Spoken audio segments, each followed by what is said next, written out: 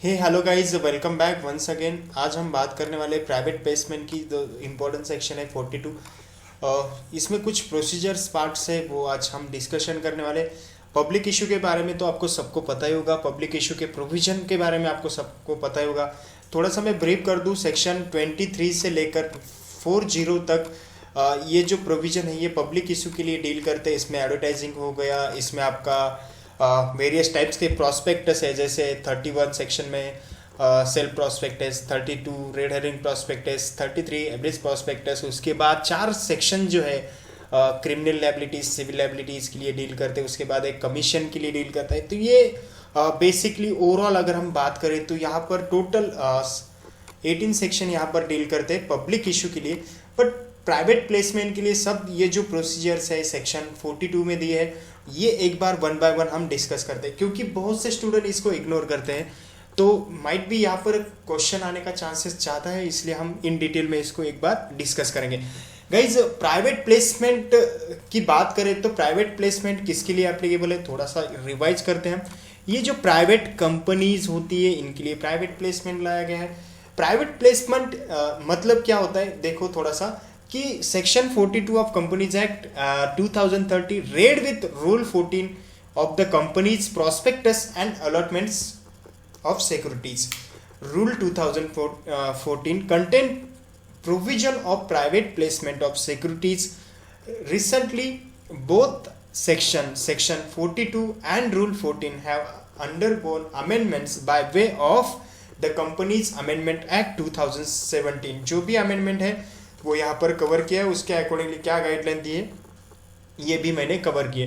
Compliance prospectus and allotments of securities seconds amendments rules, जो भी है ये हम अभी डिस्कस करने वाले। अगर हम बात करें प्राइवेट प्लेसमेंट की तो देख लेते हैं कि प्राइवेट प्लेसमेंट का एग्जैक्टली मीनिंग क्या होता है। मीनिंग में अगर हम बात करें प्राइवेट प्लेसमेंट की तो प्राइवेट प्लेसमेंट मीन्स ऑफर, यहाँ पर ध्यान देना है कि ये जो offer of securities not only shares और invitation subscribe securities to selected group of person.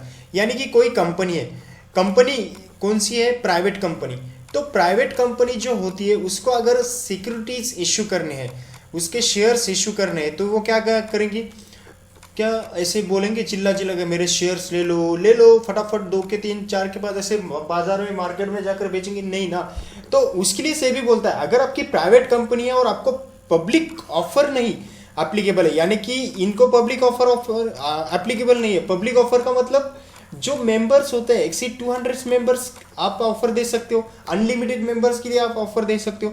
पहले ही हम देखेंगे प्राइवेट कंपनी की डेफिनेशन, तो प्राइवेट कंपनी की डेफिनेशन में रिस्ट्रिक्टेड किया है, शॉल नॉट एक्सीड 200 मेंबर्स, यानी कि आपको प्राइवेट कंपनी में एक्सीड मेंबर नहीं जाना है 200, उसमें एम्प्लॉय वगैरह को आपको एक्सक्लूड करना है। ये डेफिनेशन है प्राइवेट कंपनी की, और उसके साथ साथ रिस्ट्रिक्शन करती है वो किसको, ट्रांसफर ऑफ शेयर्स को। तो उसके वजह से ये प्रोविजन लाना पड़ा और क्लियरिटी देनी पड़ी कि यार आप करेंगे तो कैसे करेंगे। आपको अगर मार्केट में शेयर्स इशू करना है, आपको अगर शेयर कैपिटल इंक्रीज करना है प्राइवेट कंपनी में, तो आपको क्या करना है एग्जैक्टली।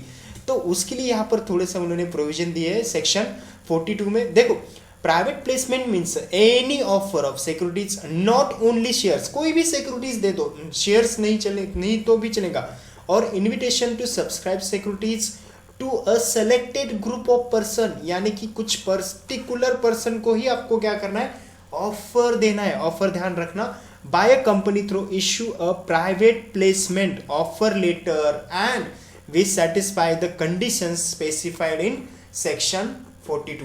जो भी आपको यहाँ पर शेयर्स इशू करने हैं, तो शेयर्स इशू करने हैं तो आपको क्या करना पड़ेगा, आपको ऑफर देना पड़ेगा। ऑफर कैसे देंगे आप, आपको एक ऑफर लेटर इशू करना पड़ेगा। किसको ऑफर लेटर इशू करना पड़ेगा, आपके सेलेक्टेड पर्सन को, यानी कि जो भी आपके सेलेक्टेड पर्सन है, आपको लगता है कि ये मेरे मेंबर्स है, ये मेरे शेयर होल्डर है, तो उन सेलेक्टेड पर्सन को ही ऑफर दे दो। बट इसके लिए कुछ कंडीशन है, वो कंडीशन वन बाय वन हम देख लेते हैं। चलो फटाफट। तो private placement to how many peoples, यानी कि प्राइवेट में प्लेसमेंट में कितने पीपल्स पार्टिसिपेट कर सकते हैं। चलो भर भर के ट्रक में लाए पीपल्स को भर देते, सबको ऑफर कर दे देते लेटर ऑफर और बोलते चलो ले लो 5 के 10 शेयर्स। ऐसा चलेगा क्या? नहीं। आपको अगर प्राइवेट प्लेसमेंट करनी है ना तो थोड़ा सा ध्यान देना होगा कि आपको जो नंबर दिए हैं ना इसमें भैया नॉट मोर देन 200। सर सुनो ना, मेरे पास 210 एप्लीकेशन आ गए शेयर्स के, मैंने ऑफर लेटर शेयर किए थे 200 और मेरे को आ गए 210, अब क्या करूं? अरे यार उसने जेरोक्स मार के लिए होंगे किसी से, जो भी ऐसे फ्रॉडलेंट डॉक्यूमेंट है उसको रिजेक्ट कर दे। तूने जिसको शेयर्स किया, ऑफर लेटर शेयर्स किया, उसका ही तू क्या कर, सिलेक्शन कर, सब्सक्रिप्शन सिक्योरिटीज उसको ही इशू कर और उसको इशू कर और उससे ही अमाउंट ले लेना, उसको ही शेयर होल्डर बना। ऐसे कितने भी लोग तेरे को ऑफर करेंगे, तो ऐसा नहीं चलेगा। इसका मतलब आपको जो भी है द ऑफर्स, आप पहले कंपनी ऑफर शेयर करेंगी, उसके बाद ही ऑफर लेटर क्या करेंगे, शेयर होल्डर एक्सेप्ट करेंगे या रिजेक्ट करेंगे, depends on share holders and share holder financial statement, financial position. The offers of securities or invitation to subscribe securities shall be made not more than 200%। यानी कि जो भी आप ऑफर दे रहे हो ना भैया, ये ऑफर आप 200% से नॉट मोर देन 200%, यानी कि आप इनसे ज़्यादा नहीं दे सकते हो। अगर आपको देनी है तो आपका वो ऑफर पब्लिक ऑफर कंसीडर किया जाएगा और आपको पब्लिक कंपनी के प्रोविजन पूरे एप्लीकेबल हो जाएंगे, प्राइवेट कंपनी आपकी नहीं रहेंगी फिर। चलो इसके लिए कुछ एक्सक्लूजन दिए। आप अगर क्वालिफाइड इंस्टीट्यूशनल बायर्स, यानी कि जैसे बैंकर है, म्यूचुअल फंड है, क्वालिफाइड इंस्टीट्यूशनल बायर, LICs है, बैंकिंग फाइनेंशियल कंपनीज है, तो इनको क्वालिफाइड इंस्टीट्यूशनल बायर कहा जाता है। तो इनको यहाँ पर हम क्या करते हैं, एक्सक्लूड करते हैं। अगर इनको आप ऑफर दे रहे हैं तो कोई प्रॉब्लम नहीं, ये ले सकते हैं। उसके साथ साथ यहाँ पर आपके एम्प्लॉय को आप ऑफर दे रहे हो इसमें, तो वो भी यहाँ पर कंसिडर नहीं करे जाएंगे। तो मैं एक एग्जांपल देता हूँ। एग्जांपल के तौर पे मैंने 198 ऑफर दे दिया किसको, सेलेक्टेड मेंबर को, या सेलेक्टेड ग्रुप, ऐसा वर्ड करना है आपने, सेलेक्टेड मेंबर्स को मैंने दे दिया। उसके बाद क्या कर दिया मैंने, 3 QIB क्वालिफाइड इंस्टीट्यूशनल QIB को दे दिया ऑफर। उसके बाद मैंने 2 एम्प्लॉय को दे दिया। सर सुनो ना, आपका तो 203 हो रहा है। अरे यार ये कंसिडर ही नहीं कर रहे, मेरा ऑफर वैलिड है, ऐसे केस स्टडी आ सकता है आपको। तो आपको ध्यान में रखना है, ईजी है एकदम, बस प्रोविजन वगैरह आपको खटाक से लिखने आने चाहिए। ओके, तो ये होगा यहाँ पर आपका जो भी प्राइवेट प्लेसमेंट कितने पीपल को दे सकते हैं इसका डिस्कशन। उसके बाद देखते हैं कि ये स्पेशल रेजोल्यूशन रिक्वायरमेंट होता है। आप अगर प्राइवेट प्लेसमेंट ऑफर कर रहे हो, पहले से आपने एक कंपनी में 200 मेंबर है और अब ये शेयर्स किसको इशू करना चाहते हो, सेलेक्टेड ग्रुप्स को, तो उस सिचुएशन में आपको ये जो पहले वाले शेयर्स है ये नाराज होंगे, आप किसे बहुत खुश हो, पैसा ला रहे हो, बहुत पैसा आएगा। अरे यार ये नाराज होंगे क्योंकि EPS इनका कम हो जाएगा ना, अर्निंग पर शेयर्स। एक थाली है, एक थाली में पहले 2 लोग खाते थे, अब 4 खाने वाले, इसका मतलब इनका EPS कम हो गया, नाराज तो होंगे ना। तो उसके लिए क्या करो, उनका स्पेशल रेजोल्यूशन ले लो, उनकी कंसेंट ले लो। भाई हम ला रहे हैं आपके थाली में से, हम 2 टुकड़े किसी और को दे रहे, तो आपको चलेगा क्या? ऐसा उनका स्पेशल रेजोल्यूशन ले लो, उनसे पास करवा दो, जो भी डिसीजन होगा उनका ये उन पर छोड़ दो। अगर स्पेशल रेजोल्यूशन पास किया उन्होंने तो आप प्राइवेट प्लेसमेंट कर सकते हो, अदरवाइज आप प्राइवेट प्लेसमेंट की सोचो ही मत। तो देखो, the offer should be previously approved by the share holder of the company. यानी कि जो भी आप ऑफर दे रहे हो, ऑफर लेटर दे रहे हो, OL दे रहे हो, तो वो OL आपके शेयर होल्डर ने अप्रूव किया होना चाहिए बाय द स्पेशल रेजोल्यूशन। कहाँ पे अप्रूव किया होना, घर पे नहीं, special resolution in the general meeting of the company. यानी कि आपका जो भी स्पेशल रेजोल्यूशन मीटिंग हो गई उसमें वो अप्रूवल के साथ आपको क्या करना पड़ेगा, लेटर, ऑफर लेटर शेयर करना पड़ेगा किसको, जो भी आपने सेलेक्टेड ग्रुप को यहाँ पर ऑफर दिया उसको। Then for each of the offers और इन्विटेशन, जो भी आप इन्विटेशन दे रहे हो उसका, इन केस ऑफ ऑफर और invitation for non convertible debenture, जो भी आप नॉन कन्वर्टेबल डिवेंचर हो, it shall be suffered if company passes the board resolution each time if such issue is within a borrowing limit specified under section 181C। देखो यहाँ पर 180 के लिए जो होता है सेक्शन 179 होता है, power of member, power of member, ये होता है सेक्शन 179। इसमें आपको कंपलसरी स्पेशल रेजोल्यूशन लगता है। और 180 जो होता है ये पावर ऑफ बीओडी होता है। किसका पावर होता है? Power of board of director. यानी कि यहाँ पर आपको बोर्ड ऑफ डायरेक्टर कोई डिबेंचर वगैरह इश्यू कर रहे हैं तो अल्टीमेटली यहाँ पर उनके क्लॉज जो भी पावर है यहाँ पर गिवन होगा। तो उनके जो भी पावर है, आपको 10% डिबेंचर इश्यू करना है, वो करना है, तो वो उसमें इश्यू कर सकते हैं, उस पर कोई भी रोक नहीं लगा सकता, क्योंकि अल्टीमेटली उनको यहाँ पर पावर दिया है, ये आपने ध्यान में रखना है। और आपका पावर कहाँ पे है? शेयर होल्डर का पावर है सेक्शन 179 पे, ये भी आपने थोड़ा सा ध्यान में रखना है। उसके बाद the company shall issue private placement offer cum application letter only after relevant special resolution और board resolution has been filed with ROC. यानी कि जो भी आप प्रोसेस कर रहे हो, ये प्रोसेस आपको क्या करना है, पहले तो क्या जो भी रेजोल्यूशन पास किया है आपने, बोर्ड रेजोल्यूशन हो या स्पेशल रेजोल्यूशन हो, वो आपको आरओसी के पास यानी कि क्या करना पड़ेगा? फाइल करना पड़ेगा। उसके बाद ही आप प्रोसेस कर सकते हो, पब्लिक यानी कि सिलेक्टेड ग्रुप को दे सकते हो। उसके प्राइवेट प्लेसमेंट ऑफर लेटर, यानी कि ये प्राइवेट प्लेसमेंट ऑफर लेटर जो होता है, ये आप क्या करते हो? PSA 4 में आप किसको शेयर करते हो? शेयर होल्डर को शेयर करते हो। देखो, in form of private PAS 4 shall be accompanied by an application serially numbered and address specifically to a person whom the offer is made and shall be sent to either in writing or electronic mode within 30 days, recording the names of such person. Private placement offer letter shall not contain any right of communication. देखो, first चीज तो आपको क्या करना है, थोड़ा सा समझो, स्ट्रक्चर समझो इस सेक्शन का। आपको अगर प्राइवेट प्लेसमेंट करना है ना, पीपी करना है, तो आपको क्या करना पड़ेगा? स्पेशल रेजोल्यूशन पास करना पड़ेगा। स्पेशल रेजोल्यूशन पास कर दिया, आपको वो रेजोल्यूशन क्या करना पड़ेगा? आरओसी के साथ फाइल करना पड़ेगा। आरओसी के साथ जैसे ही फाइल किया आपने, आपको एक प्रॉपर बुक मेंटेन करनी पड़ेगी। और जो भी सिलेक्टेड मेंबर है आपके, जो भी सिलेक्टेड मेंबर है, उनको क्या करना पड़ेगा? विद इन 30 डेज में ये ऑफर लेटर शेयर करना पड़ेगा। समझ में आएगा? आपने क्या करना है, पहले प्राइवेट प्लेसमेंट आपको करनी है, आपका डिसाइड है 42 लगाना है आपको। तो पहले जो भैया क्या करना है, स्पेशल रेजोल्यूशन पास करो, आरओसी के साथ वो फाइल करो। आरओसी के साथ फाइल जैसे होता है उस टाइम से लेकर आपने क्या करना पड़ेगा, इसको एक तो सिलेक्टेड पर्सन जो है वो शॉल नॉट एक्सीड 200 होनी चाहिए। ये आपके सिलेक्टेड शॉल नॉट एक्सीड 200 होनी चाहिए। उसका मतलब अगर एक्सीड हो गए तो वो प्राइवेट प्लेसमेंट नहीं रहेगा। और ये जो आपने शेयर करना है ना लेटर ऑफर, वो कौन से फॉर्म में करना है? कौन से?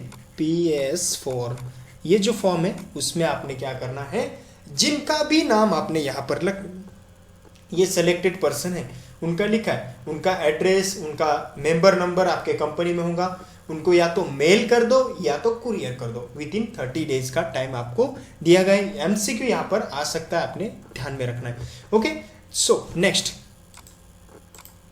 उसके बाद पेमेंट। अब ये प्राइवेट प्लेसमेंट तो हो रहा है, अब आप क्या कर रहे हो, आप as a member, as a selected person आप आते हो कंपनी में, ये डायरेक्टर बैठा होता है और डायरेक्टर के हाथ में, यार वो प्राइवेट प्लेसमेंट चल रहा है ना कंपनी में, ये ले मेरे 10,000 तेरे पास में रखता हूँ। जैसे ये प्लेसमेंट ओपन होगा ना, मेरे नाम के 100 शेयर इधर डाल दे मेरे अकाउंट में। ऐसा चलेगा क्या? पहले ऐसे हो रहा था, इसलिए कंपनी ने क्या बोला है, कंपनीज एक्ट 2013 क्या बोलता है, यार जो भी आप पेमेंट कर रहे हो ना इस प्लेसमेंट का, वो बैंक से करो। ऐसे किसी भी चिंदी आदमी के पास पेमेंट मत करो, आप बैंक से करो। और बैंक का जो भी है ट्रांजैक्शन आईडी वो प्रॉपर मेंटेन करके रखो। कल चलकर आपके साथ कोई फ्रॉड हो गया कंपनी में, तो आप पैसा आपका क्या कर सकते हो, कंपनी से रिफंड मांग सकते हो। ये भी आपने क्या करना है, ध्यान में रखना है। उसके बाद कंपनी को भी एक ऑब्लिगेशन बोला है कि कंपनी सुन ले, तू अगर तू प्राइवेट प्लेसमेंट करना चाहती है तो उस सिचुएशन में तेरे को क्या करना पड़ेगा, सेपरेट बैंक अकाउंट मेंटेन करना पड़ेगा। सर सेपरेट बैंक नहीं ना, मेरे SBI में बहुत अच्छा बैंक है, सब ट्रांजैक्शन मैं उससे ही करता हूँ, ऐसा क्यों कर रहे हो? अरे यार तेरे को एसबीआई का अकाउंट, तेरा रेवेन्यू क्या, सब वहां पर तेरे बिजनेस ट्रांजेक्शन होते हैं, मगर जो भी तुझे ये क्या करना है, प्राइवेट प्लेसमेंट करना है, तो लोगों का पैसा उठा रही है, सेपरेट कैपिटल उठा रही है, तो उस सिचुएशन में तेरे को सेपरेट सब मेंटेन करना पड़ेगा। और तुझे ये सेपरेट अकाउंट मेंटेन करते ही ऑफर लेटर में शेयर करना होगा मेंबर को कि भाई ये कंपनी का अकाउंट है, इस पर आप पे कर सकते हो आपका जो भी सब्सक्रिप्शन अमाउंट है। तो इससे क्या हो जाएगा, प्रॉपर वे में रिकॉर्ड रहेगा और इस पर कंट्रोल भी रहेगा। नहीं तो यहाँ पर इतनी, ये कंपनी से क्रेडिट हो गया, वो कंपनी से डेबिट हो गया, ये कितना कचरा हो जाएगा, ऑडिटर ऑडिट भी नहीं कर पाएगा। तो इसलिए सेपरेट अकाउंट, बस उसमें क्या करो, यही प्राइवेट प्लेसमेंट के सब्सक्रिप्शन के ही ट्रांजैक्शन आप करो, ये यहां पर बोला है। नो एडवर्टाइजमेंट, देखो आप एडवर्टाइजमेंट बैंड बाजा लेकर एडवर्टाइजमेंट कर रहे हो, एकदम फर्स्ट क्लास प्राइवेट प्लेसमेंट चल रहा है 10 का 20 चल रहा है शेयर, ऐसे कर सकते हैं क्या? नहीं, आपको जो भी करना है एकदम चुपचाप से करना है। आपको सेलेक्टेड ग्रुप ऑफ मेंबर्स को ही आपको शेयर्स इशू करने हैं और उनको ही आपको शेयर्स देने हैं। एडवर्टाइज वगैरह का फंडा आपको यहाँ पर एप्लीकेबल नहीं है। प्राइवेट प्लेसमेंट में आप एडवर्टाइजमेंट नहीं कर सकते हो। सो हमने ना एक सेक्शन सुना था 30, तो उसमें एडवर्टाइजमेंट का क्लॉज है ना सर। अरे यार वो पब्लिक इश्यू के लिए है, ये प्राइवेट प्लेसमेंट है, हमें प्राइवेटली सब कुछ करना है, तो पब्लिक इशू के फंडे में काय को पड़ रहा है? ये सेक्शन जो बोलता है ये एडवर्टाइजमेंट के लिए बोलता है फॉर पब्लिक इशू। यहाँ पर हमें पब्लिक इशू नहीं करना है, इसलिए हमें रिस्ट्रिक्शन लगाया गया है, ये अभी आपने ध्यान में रखना है। उसके बाद आपको allotment of shares securities must be with in 60 days. आपके पास जो भी लेटर हेड वगैरह सब पैसे वगैरह सेपरेट बैंक अकाउंट में आ गए, तो उस सिचुएशन में आपको क्या करना पड़ेगा, जो भी आपको अलॉटमेंट है वो अलॉटमेंट आपको with in 16 days from the receipt of the application money for such securities. जैसे आपको एप्लीकेशन मनी, आपने एक लास्ट डेट डिसाइड की होती है कि यार सबने एप्लीकेशन मनी ये 30 तारीख तक पे करना है, तो अगर आपके एप्लीकेशन मनी आपको 30/9/2020 तक आ रही है, तो उस सिचुएशन में आपने यहाँ से विद इन 60 डेज में क्या करना है, जो भी शेयर्स है आपने अलॉटमेंट करना है। अगर आपने शेयर्स अलॉटमेंट नहीं किए विद इन 60 डेज में, तो उस सिचुएशन में आपको क्या करना पड़ेगा, देखते हैं। Issue a company shall allowed its securities within 60 days from the date of receipt of the application money for such securities, and if he company is not able to allot the securities within that period, it shall repay, यानी कि जो भी आप with in repay करना होगा, repay application money to the subscriber within 15 days फ्रॉम date of completion of 60 days, and if the comply fails to repay the application money within a foreseeable period, it shall be liable to repay that money with interest at the rate 12% per annum from the expiry of 60 days। क्या करो आप आपने अगर 60 days में allotment नहीं किया भैया, तो उसके बाद आप 50 डेज में क्या करो, ये अमाउंट रिटर्न करो। अगर आपने 50 डेज में अमाउंट रिटर्न नहीं किया, तो उस सिचुएशन में क्या होता है, after the expiry of 60 days आपको इंटरेस्ट लगना स्टार्ट होता है। वो इंटरेस्ट होता है 12% पर annum। उसके अकॉर्डिंगली आपको क्या करना पड़ेगा, आपको यहाँ पर रिटर्न पेमेंट करना पड़ेगा, अदरवाइज आप पर पेनल्टी यहाँ पर लग सकती है, ये भी आपने ध्यान में रखना है। उसके बाद नेक्स्ट, रिटर्न ऑफ अलॉटमेंट। इतनी बड़ी अलॉटमेंट आप कर रहे हो, तो उस सिचुएशन में आपको रिटर्न भी फाइल करना होता है। देखो रिटर्न कब फाइल करना होता है, a return of allotment of securities shall be file with the registrar within 50 days from allotment in form PS 3। जो भी रिटर्न है वो PS 3 में आपको फाइल करनी होगी। कब से फाइल करनी है, जैसे ही विद इन 50 डेज फ्रॉम, जो भी है आपने अलॉटमेंट की सिक्योरिटीज की, आपको प्रोविजन दिया गया था विद इन 60 डेज में आपने क्या किया था, अलॉटमेंट करनी थी। जिस दिन से आपने अलॉटमेंट की उस दिन से आपको 15 डेज में क्या करना पड़ेगा, रिटर्न फाइल करना पड़ेगा। कौन से फॉर्म में, PS 3 में आपको रिटर्न फाइल करना पड़ेगा, रिटर्न में आपको ये भी बताना पड़ेगा कि आज से ये हमारे नए मेंबर है, नए सब्सक्राइबर है और इनका जो भी शेयर्स है ये इस तरह से इंक्रीज हो गया है।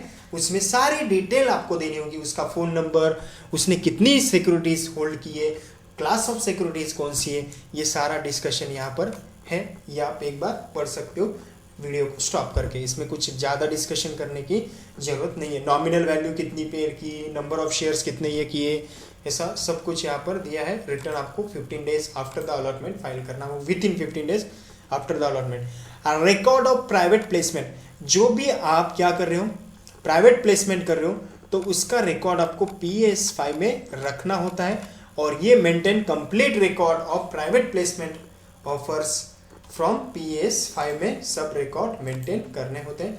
नॉन कंप्लायंस, अगर आप नॉन कंप्लायंस करते हो ना भैया इस प्रोविजन की, तो उस सिचुएशन में आपको यहाँ पर पेनल्टी वगैरह लग सकती है। देखो किस तरह से पेनल्टी लग सकती है।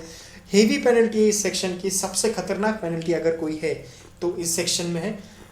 Any private placement issue not made compliance of the provision of section 42 shall be deemed to be a public offer shall and all provision of this act and the Securities Contract Regulation 1956 and Securities and Exchange Board of India Act and regulation will apply. Contravention of section 42 attract penalty which may extend the amount involved in the offer or invitation or ₹2 crore whichever is higher. आपने अगर offer private placement से amount इतना raise किया है, 2 crore 250 crore raise किया है, तो इस सिचुएशन में आपको इतना क्या करना पड़ेगा, पेनल्टी देनी पड़ सकती है। अदरवाइज आपकी नॉर्मल पेनल्टी कितनी है, 2 करोड़ तो आपको लगने ही वाली है। हेवी पेनल्टी है, बस ये ट्रांजैक्शन और इलीगल एक्टिविटीज को कंट्रोल करने के लिए यहाँ पर सबसे ज़्यादा पेनल्टी दी गई है। And the company shawl also refund all money subscriber within a period of 30 days from the order of imposing the penalty. आपको within 30 days में क्या करना पड़ेगा, ये पूरी पेनल्टी किसको रिटर्न करनी पड़ेगी, शेयर होल्डर को। Guys thank you so much, बहुत अच्छा सेक्शन है, इसको रिवाइज करो। अगर कुछ डाउट है तो मुझे डाउट पूछ लो और take care, bye bye, see you again.